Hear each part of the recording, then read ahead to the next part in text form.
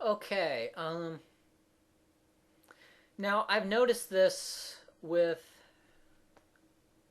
a lot of people who just kind of don't really. They're not really thinking about the implications of what they're saying. Uh, Three people I'm thinking of: Zom gets Chris, Sophia Rune, Evo Gen videos. Maybe the Skeptical Heretic. I don't know. But these three people are racial egalitarians, meaning that they believe that all the racial differences in test scores and economic gaps, that these are a result of non-genetic factors. Okay, some non-genetic factor. What is it? That's another issue. On the one hand, they're all a result of non-genetic factors. On the other hand, they oppose racial preferences. Now, they say they oppose racial preferences, and that's their public position. Now, I'm going to deal with their public position, the position that they take publicly, um, and I'm going to deal with that. But before doing that, I want to say that I think Evo Jen and Sophia Rune are lying. I think they do support racial preferences, whereas I believe Zom Gets Chris does not. Um, the reason being is that Zom Gets Chris, just generally, I found her to be more willing to take unpopular stances and willing to and she tries to be consistent in her philosophy. Um, I think she tries to. I think she's making honest efforts to do so. I think I've had conversations with her on Skype.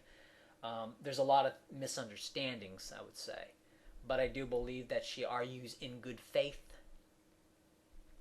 So, so I believe her. I believe that she just really hasn't thought this through.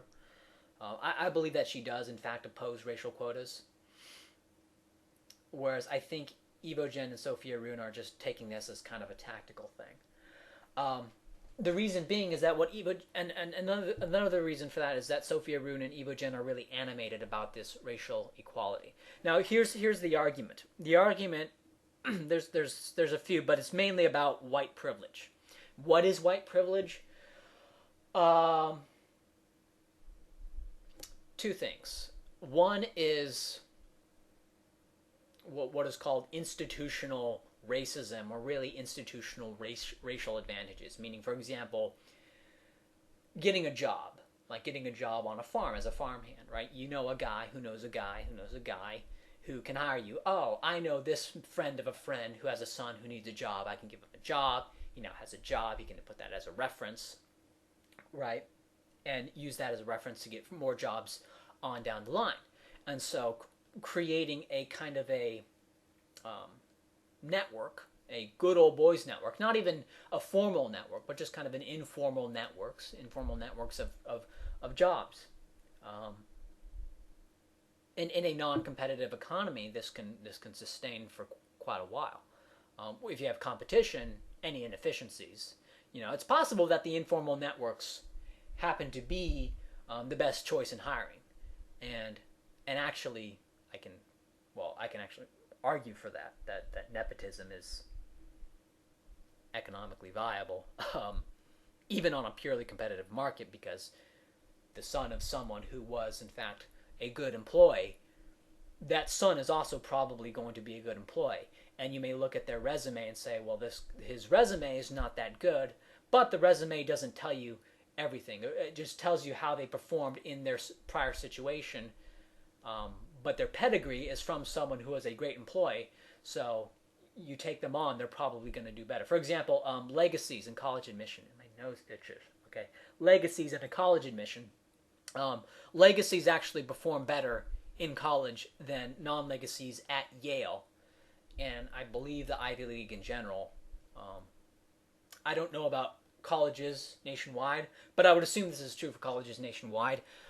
Legacies perform better than non-legacies, despite having lower qualifications coming in. Okay, so if you want to get the best students, giving some sort of legacy advantage is a proven strategy to get good students, right? Because the legacies will do better than the non-legacies for any given qualifications, right? And we can explain this in terms of legacies, students, when you apply to a college, you're applying with a record from your high school experience. But high school experiences are variables. You may have gone to a high school and gotten off on the wrong foot with your teachers, and the teachers now don't like you and they grade you harsher, right, or something like that. And it's just kind of almost random how that is. For example, one teacher didn't like you, and the teachers talked to each other in the teachers' lobby, and the teachers started gossiping about you, and they don't like you. And you were at kind of a systematic disadvantage at that high school, just almost out of chance, just not getting along with the teacher, having a bad personality type mismatch, right, or something like that. So these high school things high school qualifications are wildly variable, right? Whereas that, for example, the parent of this student coming in graduated from Yale or graduated from Harvard and did well, right? So that would be the same environment, that college environment. So it makes sense to provide some. Well, his high school qualifications are not that good, but he's the son of someone who did do quite well. So we're going to give him a leg up and let him in. And oh look, we let him in, and he does better than the student with the higher qualifications, but was not a legacy. So nepotism makes sense, because resumes don't tell you everything, is basically what I'm saying. Pedigree has an important effect, independent of the resume, because the resume doesn't have all the relevant information. Wow, that was kind of a tangent there. So what am I saying? Anyway, that's not what this is about. This is about affirmative action and racial preferences. The argument, main justification for racial preferences is that there's these economic systems of white supremacy or white privilege, informal networks, not even overt. And there's the other argument is implicit, that you're not even trying to be racist in your hiring practices, but you just are. Your subconscious lizard brain does it. And that gives white people an unfair advantage. Okay? And of course, the thing about this, so beautiful about these things, is that it's incredibly unfalsifiable. It's unfalsifiable, and it also fails to take into account that, legacy is a viable hiring and admitting policy. Like it's a viable strategy to give a legacy bonus. You may say whether or not it's fair, that depends on your conception of fairness. But if you're a firm and you want to get the best employee and you don't care about fairness, then you're going to want to look at legacy. You're also going to want to actually one of the best ways to do it is to give them a 30-minute Wonderlic test. That actually has a better predictor of how they're going to do at a job. Of all the applicants to any given job, the best predictor of how they're going to do at that job is an integrity test, which is maybe leave some money out, see if they take it, and a IQ test. Right? References are not particularly important. Work experience is really not that important at all. One of the most overrated factors. Education level is not important. Now, I believe there's a restriction of range thing there going on, because the kind of people who will apply to be a chemical engineer are the people who have a certain level of knowledge about being a chemical engineer, right? And you could say, well, the people, if they go to Harvard, well, if they went to MIT or something, or went to some high-level college, odds are they probably have a high IQ. And so whatever superior cognitive functions they have is going to be captured in the IQ test anyway. So where they went to college is not particularly important, because all the colleges in the hard sciences especially, they teach basically the same thing. It's not, MIT doesn't have any secret knowledge that the University of Oklahoma doesn't have, and so the instruction is probably not going to be any different from college to college. So really, any difference in, and you could say, well, they went to Harvard, so that's a sign of something. Well, if it's a sign of cognitive superiority, that's going to be captured on an IQ test anyway, so what's the point? So basically the college that they went to doesn't matter as long as they have the requisite knowledge to do the job. Like if they're going to be running cracking towers, they need to know the requisite. So there's kind of like a restriction of range there. But of applicants to any given job, the IQ test is more important than education level or experience. That's another tangent there. Anyway, so implicit racism and informal networks of white privilege. So those are the arguments for the economic gaps. And the idea is that for these gaps, is that these things are self-reinforcing and they are self-perpetuating.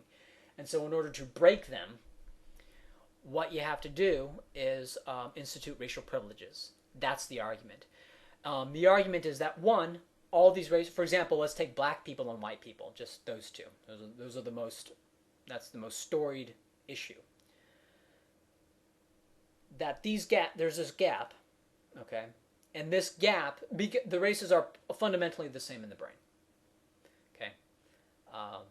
There's no cognitive differences. There's no temperamental differences on aggregate between these populations, at least not innately. There could be some temperamental differences that develop as a result of the environment, but ultimately there's no genetics, right? All gaps are prima facie evidence of some sort of environmental disadvantage that blacks face relative to whites. That's what this is about. And you can say that you're against racial preferences, but what you're doing is you're bolstering the entire logic chain up until the punchline. And the punchline is the racial preferences, but you don't do the punchline. Okay? So that is why I believe that Ivo Jen and Sophia Roon are in fact in favor of racial preferences, because they make the argument all the way through, but then say, oh, but I don't support this. And saying that they don't support racial preferences is tactical, right? Because it prevents...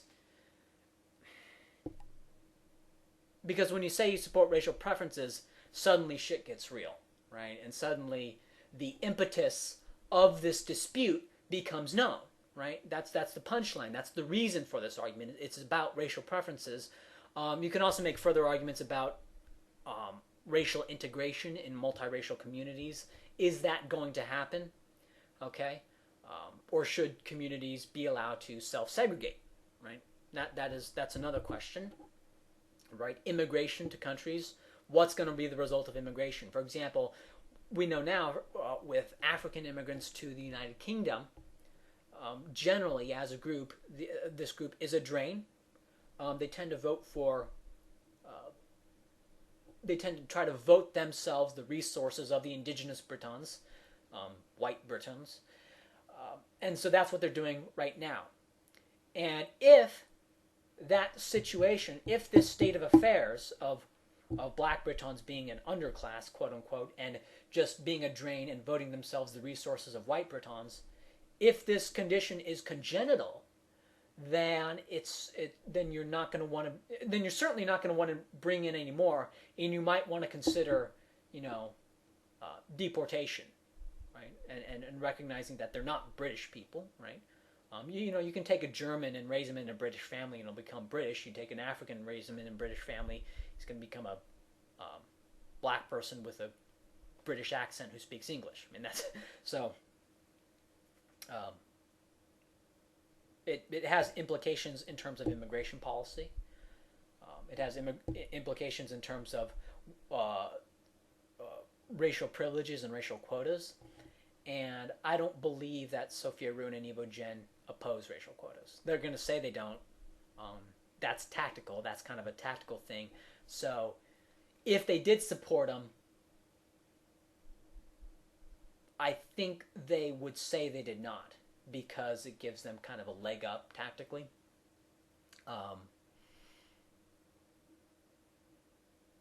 So that's all I want to say here. But So on the one hand, either they're lying, which is kind of nasty and underhanded, but on the other hand, it's possible that they simply don't know, that they're simply not aware of all the implications of what's going on here, right?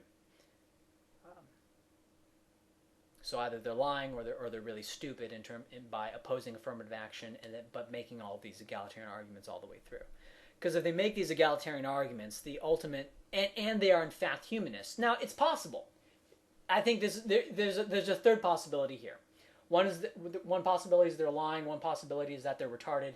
The other possibility is that, and by retarded I mean they don't really see the implications of what they're doing, of what they're advocating. But a third possibility is that they recognize the racial inequalities and ascribe all these racial inequalities to environment or white privilege or whatever, some sort of non-genetic factor, but they don't care about the racial inequalities, and because they don't care about them, they don't think it's a pressing issue, they oppose racial quotas, and they just don't care. And they're arguing about this race issue so fervently for some other reason, right? Because the fact remains that they are very animated about this. So that's a third possibility. I don't think that's very likely at all. Just being so animated about this makes me believe that they are, basically have drunk the Kool-Aid in terms of this kind of mythology of white oppression. I think they're true believers in this regard. I think they're true believer humanistic creationists, and that they do in fact support racial quotas. I believe less likely possibility is that they just don't understand the implications of their beliefs. I think they do understand the implications of their beliefs and they're just lying. And the last possibility is that they really care about this racial equality in a descriptive sense, but they don't care about it in a prescriptive sense, which would be bizarre. I mean, it's possible, but I don't think that's really likely at all. Okay, this was kind of a rambly video. I'm going to stop this here.